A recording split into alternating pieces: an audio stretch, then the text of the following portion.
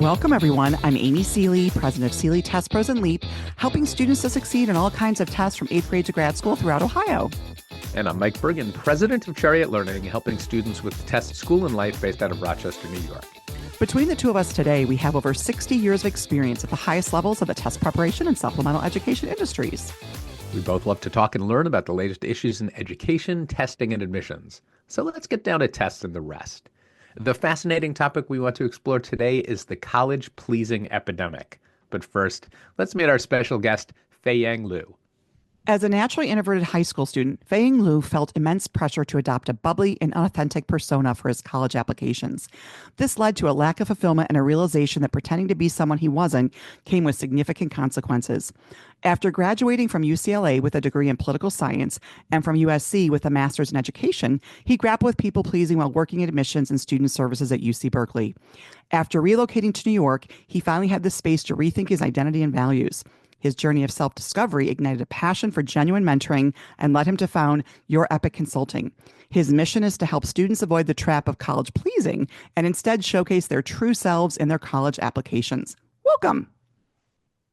Thanks, Amy, Mike. It's great to be back on. And wow, I don't remember if I actually wrote the intro, but that was great. You know, I always felt like, Amy, you guys do. It's an edited version of your. Nobody quite understands the work I put into the introductory bio. I appreciate it. Wow, I'm glad you like it. Yeah, it's great to see you, and we appreciate that example of self-love and respect. You're like, oh, I really love what I wrote about myself. I think we all should have those moments where like, wow, I did all that. But hey, props to me. But sometimes, right, hearing it, you're like, wow, I totally can relate to that. Yeah. It's also a sign that what you do really resonates, like you're living your mission because you hear it and you're like, oh yeah, that's exactly what I want to do. And then it's actually you.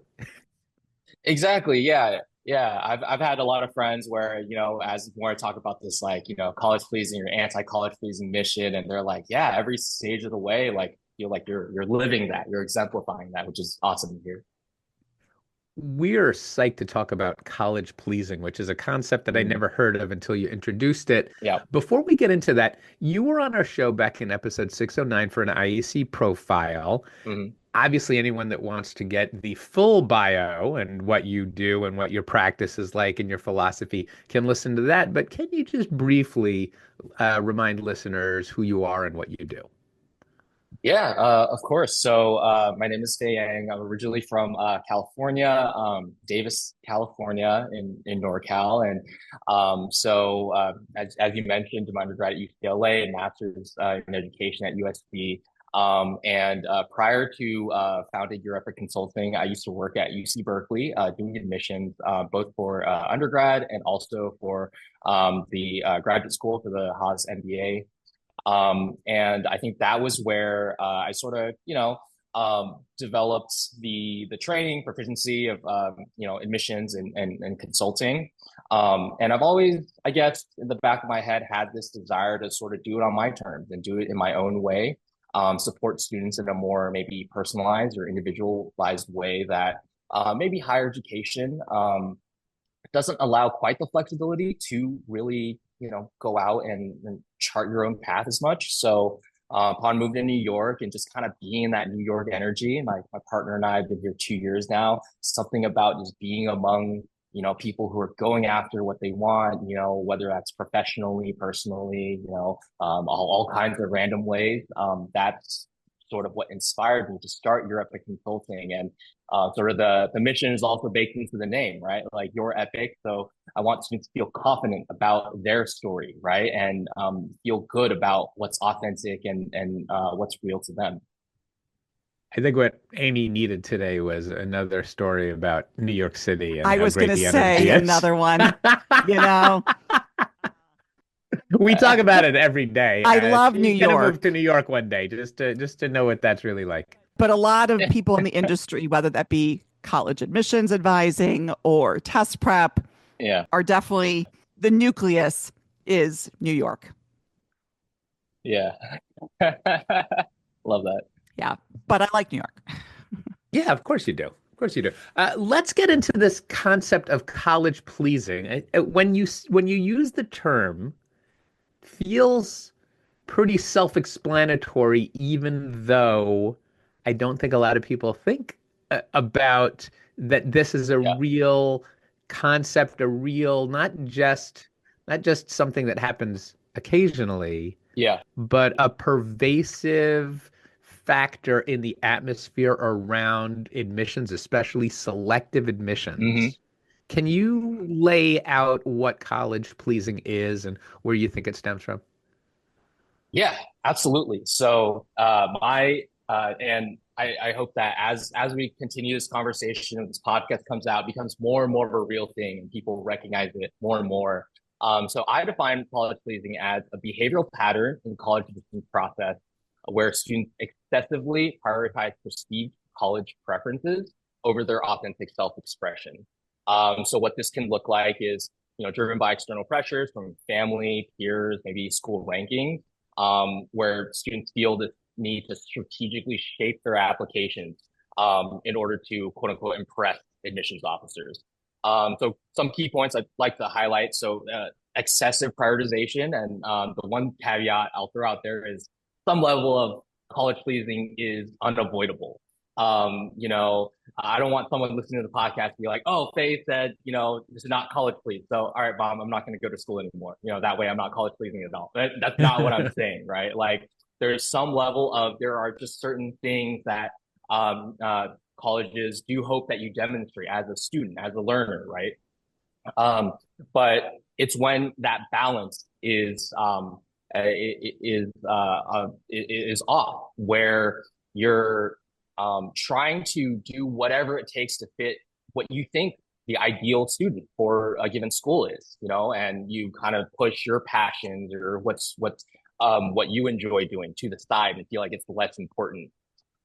Which is kind of what I did, in high school. I think Amy alluded to it a little bit in my intro, but so I was a part of Key Club, which is, a volunteer club. And so I actually took on a pretty high level leadership position. It's called lieutenant governor, and I kind of overseeing these 10 schools in my region.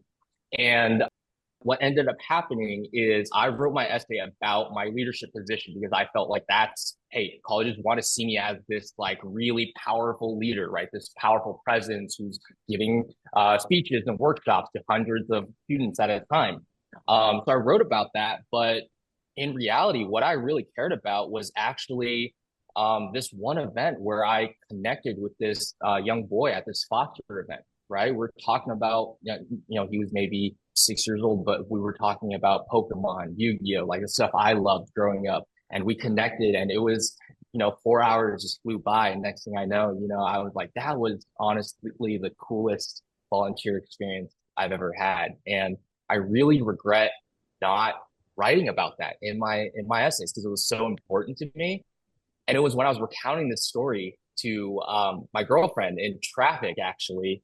And I was like, I feel like I was people pleasing, but for colleges, I think I was college pleasing. And then that's when we were like, hold up, wait a second, minute. Oh, what? Wait. And then that's when sort of the light bulb went off. And I'm like, maybe this is the thing. Maybe this is a new concept that like represents me. It's worthy of note that obviously I'm seeing you as we're talking, and there was a Yeah. change in your face when you described what you wrote about. But then when you Mm, started talking about like your volunteer experiences, your face lit up, yeah. right? Like this idea of like, I could see that Yeah. enthusiasm and probably that like that full of life, sort of how that experience must have affected you. So it's interesting. So I guess I saw that in terms of something that was exciting or interesting for you. I'm wondering, how could students or parents or educators spot signs of maybe where people are doing the college pleasing versus, serving themselves? So you mean like the thing where they don't light up when they talk They about it? don't light up. Exactly. Right. Like, how can we Yeah. tell Yeah. that someone isn't really maybe as engaged or enthusiastic as maybe would be helpful or beneficial to them in the process? Yeah, absolutely. So I think there's a couple of different ways of kind of recognizing sort of these signs of college pleasing. I think one, students often have a little bit of an intuitive feel, right? Like, and maybe Amy might be heard from students just saying like, "Oh yeah, I don't know, this doesn't sound like me," or this feels forced. Often they may not be able to put an exact like definition to it, or often most of the time they're not able to say like this sounds inauthentic, but I don't know what authentic is. All I know is this doesn't sound like me. But that's one. I think a lot of times students have that intuition. Two, it can be helpful to have a mentor or a hey, college coach, college consultant, sort of be there as a sounding board, right? And sort of pointing out these things or recognize like, hey, it kind of seems like, given the student that I know you to be, like this doesn't really sound like you, right? Like, oh, why did you say this? And I actually had a student this past cycle. I think we were editing her activities list, and I was like, hey, what does this sentence mean? And she's like, oh, I don't know. I think it sounds smart. And I was like, uh, why? He's like, oh, well, doesn't University of Michigan like don't say they want smart students? I'm like, I mean, yes and no, but if it's smart to the point of being incoherent and not understanding what your meaning is, that's when we have an issue. So let me pull this apart a little bit. So I see two Yep. different aspects to college pleasing. Hmm. We have the doing things that are not authentic and saying Hmm. things that are not authentic to you, right? There's two different where you might see in the student college transcript taking classes that Yeah. don't really fit with what the student enjoys, or the extracurriculars, doing activities for the Yeah. sake of doing them, or maybe even Hmm. oversubscribing, which I think we know is its own epidemic, right? Right. Right. And then, but also you're looking at in the application itself, Yeah. what the students say in their essays or their supplements. Yeah, absolutely. And college pleasing can take place at, any of these stages, right? Through actions or through the essays, where there's the communication, the storytelling element. So yeah, I think there's a lot of different examples. I've come up with so many, but just to give you maybe a few extras, for example, just writing a topic to stand out for the sake of standing out and being different. So this might be a true story. My partner's brother actually, his college counselor encouraged him to write an essay on drama because just for the sake of not many boys write about drama. And he was very honest when he told me. He was like, I don't care about drama. I knew it at the time. I knew I didn't care. I knew I was forcing it, but it felt like I didn't have an idea of what I actually wanted to talk about. So I just went with that. And that's a way of, that's an example of sort of pleasing the colleges and trying to be like, I'm different because, I'm writing about this thing that I don't think other people are. I'm wondering, I'm thinking as we're talking about college pleasing, I'm thinking, how often Yeah. do you see parents interrupting and wanting their child to be college pleasing to a particular college? Like that, is that Yeah, part of the yeah, process at all? Is there an aspect yeah. of parent pleasing in the college? I mean, we know there is, but I'm wondering that how much you observe that to contribute to this. Yeah, I mean, absolutely, right. And I think the one of the more prominent examples of parent-oriented college pleasing is, especially in the Asian parent, Asian mom groups. There's a lot of um, every year it's like, oh, so and so's kid got into Stanford, got into Harvard, and then obviously as a parent on the outside looking in, all you know is sort of the surface level, right? They were in this chess club, they did leadership Right. key So and club. so's kid did XYZ. So you must do XYZ to be able to like tick all the same boxes as them. Yeah. Right. And as I think we all know, and as our colleagues in this space know, that a lot of times trying to anticipate and assume college preferences is a losing battle. Not only is it a moving target, often it changes year to year, often it's outdated, often it's opaque and you don't really have that evidence and that insight into what's actually happening. Maybe that, oftentimes that certain activities, yes, it's value added, but you have no idea if that's what stood out, right? Or if it did, why it did, how the story was told for that given application. So I think there's a lot of parents, from what I've seen, tend to, maybe lean into college pleasing based on this like incomplete information, and it may or may not be true, right? But what is true is kind of nudging their student towards like something away from what's authentic or genuine for them. Well, I'm not a chess player. What you're describing is sort of anticipating your opponent and what they're going to do like 3 moves ahead, right? So you're positioning yourself like, right, a little bit of that, right? So wait, I want to get into what you just said, Amy, because it's very interesting. Your opponent in this case is the college. And precisely, Mike. So if I'm following this line of reasoning properly, and it sounds good, is that colleges can spot a pleaser a mile away. A lot of colleges stress that they're looking for authenticity, which is to say that maybe the worst way to please the college is to try to please the college, and the best way to please the college is to focus on pleasing yourself. Feiyang, are we onto something here?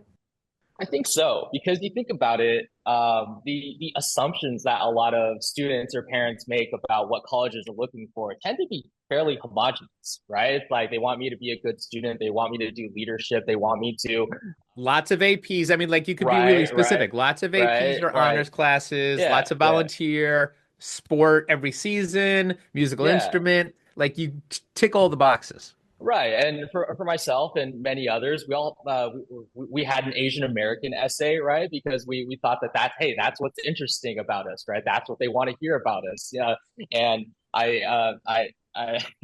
the parents get a crack at it and I say like, usually fall under certain categories. You travel to China, you realize you're bicultural, you something related to food, something related to like language. So it all tends to fall into these really. But I'm gonna expand that like beyond ethnicity. So my kids all went to Catholic schools. I was a Catholic school girl. That's the system I kind of grew up in.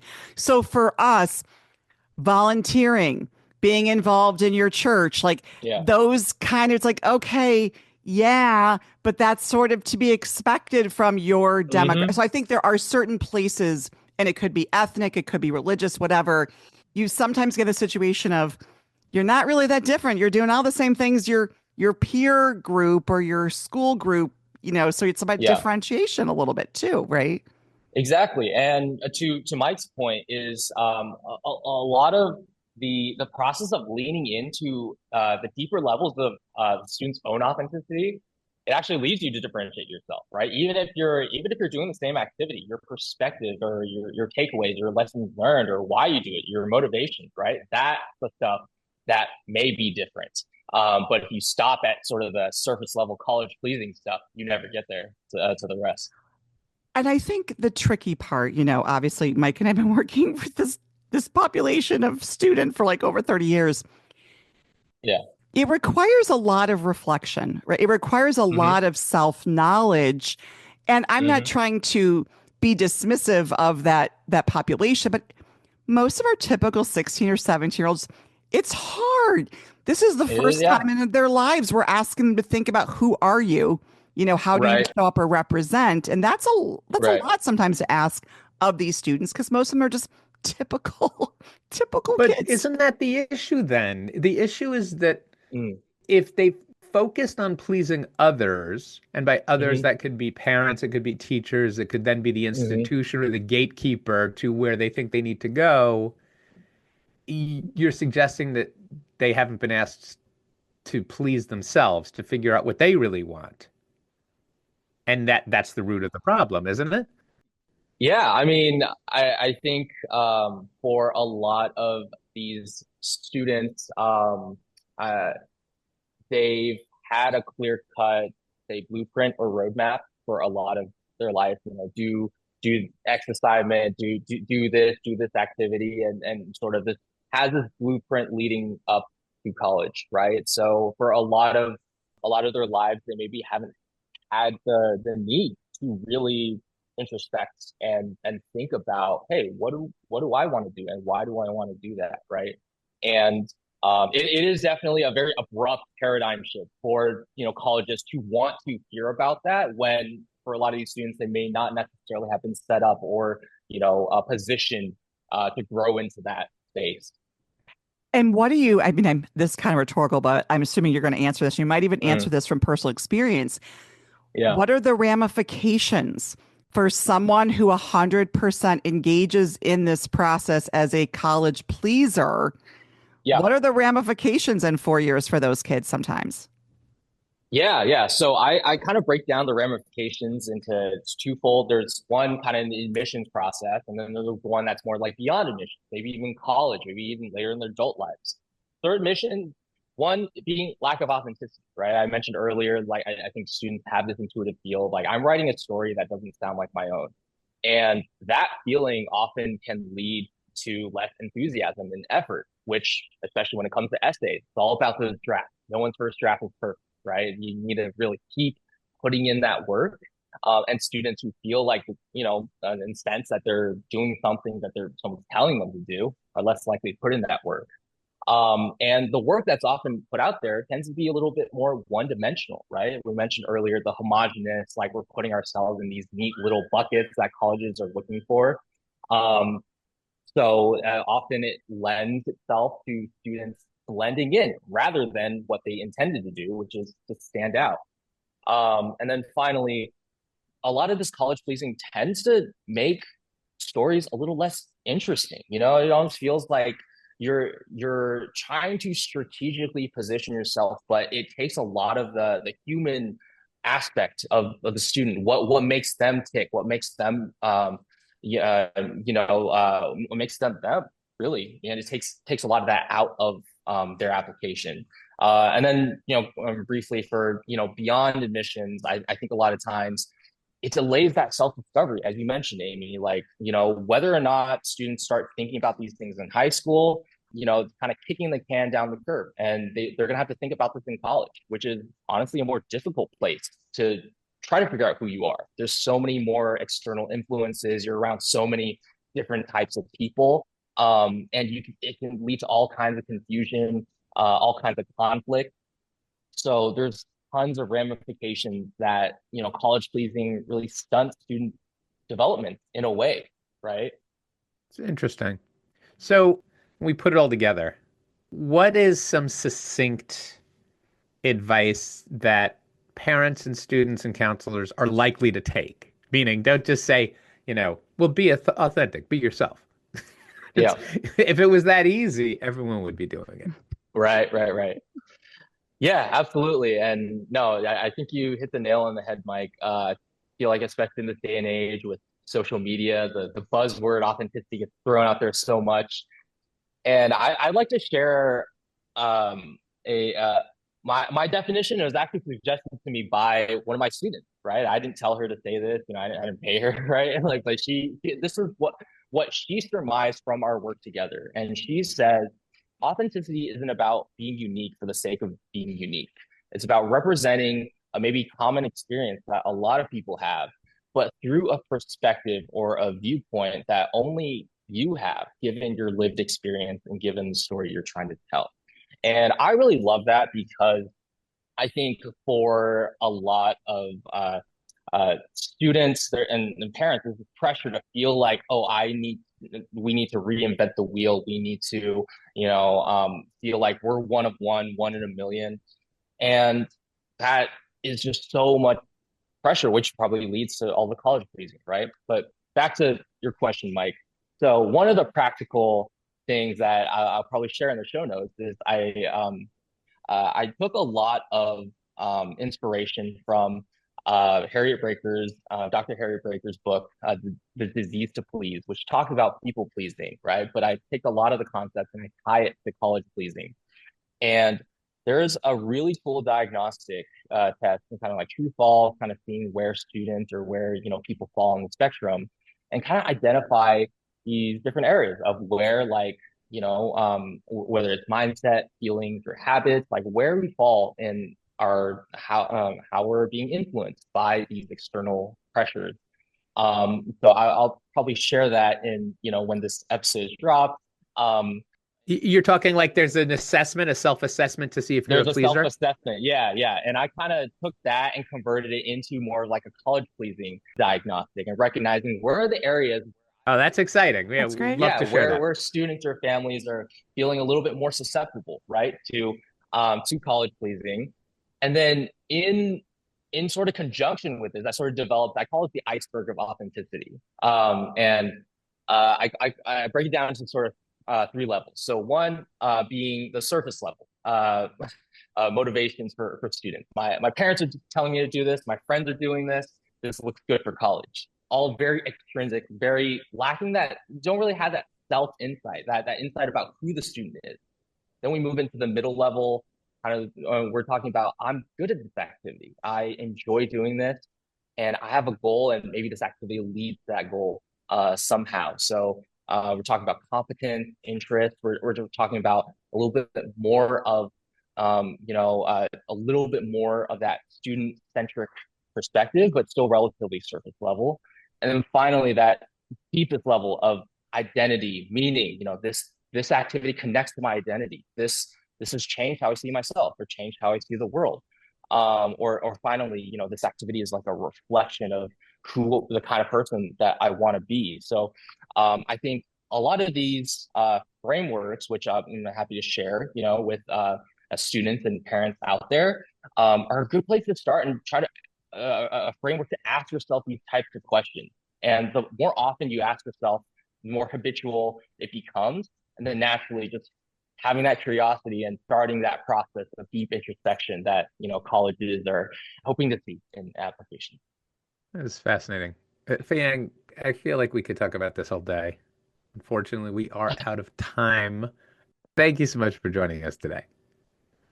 Yeah, absolutely. Thank you both so much.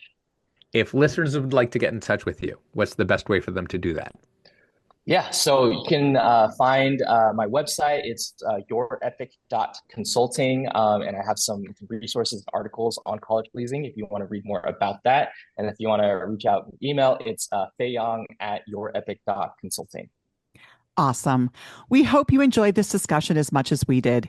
Be sure to join us for another fascinating topic and guest on the next Tests and the Rest. Did you enjoy this episode as much as we did?